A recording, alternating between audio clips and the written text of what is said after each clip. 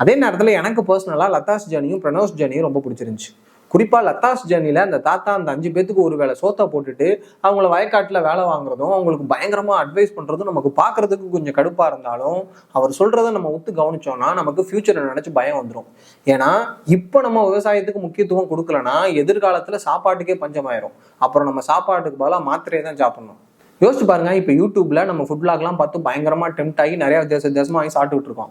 ஒருவேளை சாப்பாடே இல்லைன்னா யார் ஃபுட் பிளாக் பண்ணுவா? ஒன்லி டேப்லெட்ஸ் பிளாக் தான். இந்த மாத்திரையை போடுங்க, சிக்கன் பிரியாணி சாப்பிட்ட மாதிரி இருக்கும்.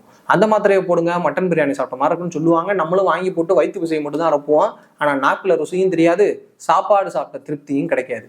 அதே மாதிரி பிரணவ்ஸ் ஜர்னியில் அந்த அண்ணன் தம்பி ரிலேஷன்ஷிப்பு, பிரணவோட சோஷியல் சர்வீஸ்னு எல்லாத்தையும் ரொம்ப யதார்த்தமாக காமிச்சிருந்தாங்க.